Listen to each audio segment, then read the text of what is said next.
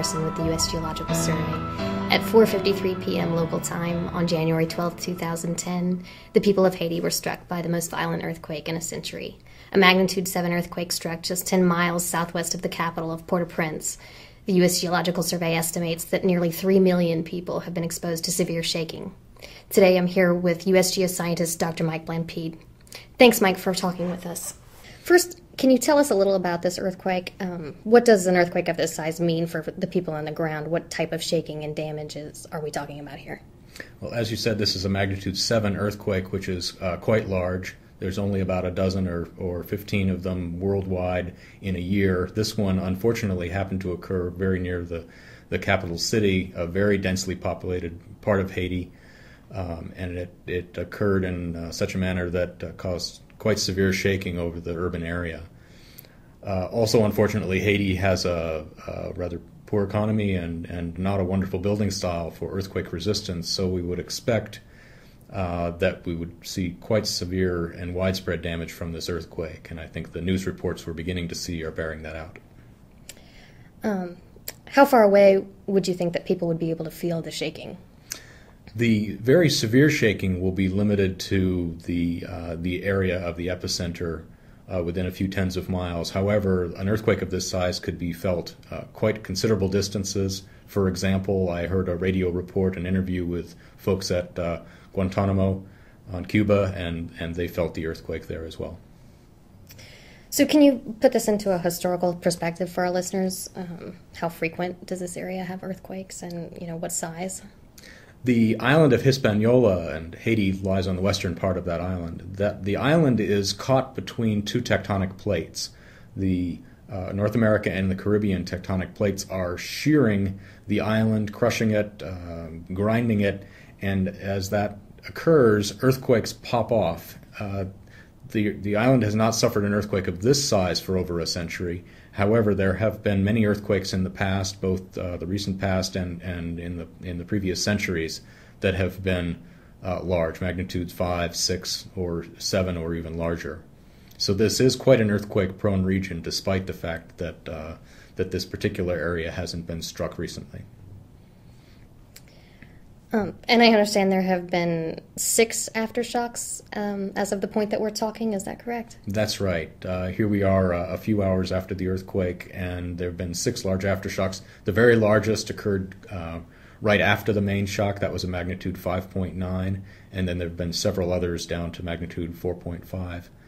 Those aftershocks are of moderate size in and of themselves. However, given that they're occurring during the time that the area has just suffered a major shock, many damaged buildings, rescue efforts going on, each of these can cause further damage.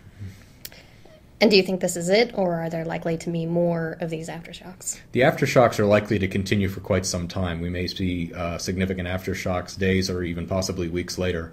In general, the frequency of the aftershocks will die off, but we may see them, as I say, much later. And so it's going to pay for those who are in the area attempting rescue or recovery efforts to keep in mind that the earth may shake really at any time.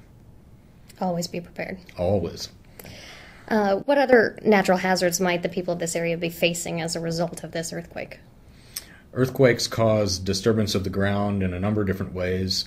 Wherever there are steep slopes or coastal areas, there's likely to be landsliding, and that can bury homes or block streams, rivers, block roads, and so forth. So there's a hazard. The only positive thing about this earthquake is that because it did occur on land, it did not generate a tsunami. And so that is one hazard that is quite a severe one in the area. There's really 3 things that go into the severity of the earthquake. Its location, its depth, and its magnitude.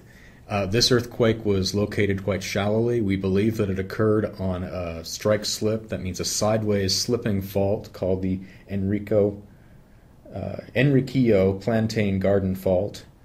And it was quite shallow. Therefore, the populated areas very near that fault were shaken extremely strongly.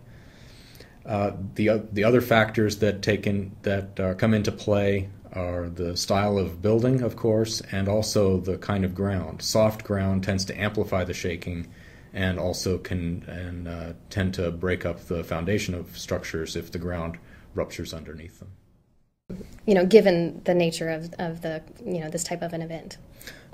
We have fortunately, the United States has invested in modernizing our seismic networks in the Caribbean and around the globe, so that when an earthquake occurs, we get very good information about the earthquake, about the shaking, that allows us to very quickly produce an assessment of the location, size, and likely impact of the earthquake. Within a few minutes of an earthquake anywhere in the globe, we have a report on our website, earthquake.usgs.gov, that includes information about the earthquake, a map of the likely distribution of shaking, and we also have a product that we call PAGER for the Prompt Assessment of Global Earthquake for Response. And what PAGER does is it gives an estimate of the number of people who are likely shaken. By putting this information out very quickly and also sending it to those who need to know, can give a very quick assessment of the likely damage, the severity of an earthquake, and allow response efforts and relief efforts to proceed at an appropriate level and appropriate haste. We always think of California in terms of the U.S. and earthquakes here, but are there other places in the United States where an earthquake this size could happen? Actually, quite a lot of the United States has earthquake hazard, not just in California. Pretty much the entire West Coast is at risk for earthquakes, up to Oregon and Washington. Alaska, of course, has the largest earthquakes in the country, as well as volcanoes. And then actually the earthquake hazard spreads across as many as 37 states, including the Intermountain West, parts of the East Coast, and in the central U.S. Along the Mississippi River. In fact, just about 200 years ago next year, there was a sequence of at least 3 very large earthquakes near the city of Memphis in the central U.S. called the New Madrid earthquake sequence. And those earthquakes, were they to occur again today, would cause quite extensive damage.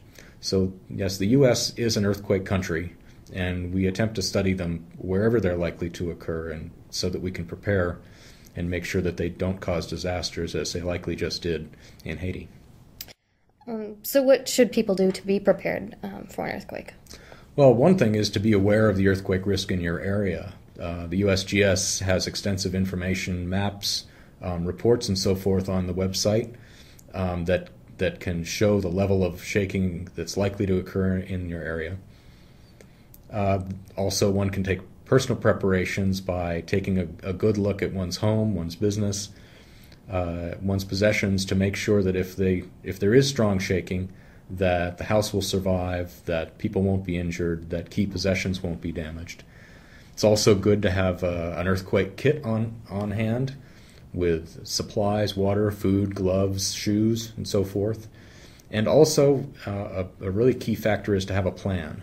If you live in an earthquake-prone area, you and your family and your place of work should have earthquake plans in place so that when the earth shakes, you know where to go, you know who's going to pick up the kids at school, you know whether we're meeting at work, are we meeting at home, we know whether there's water, we know who to call out of state in case we're not able to call each other.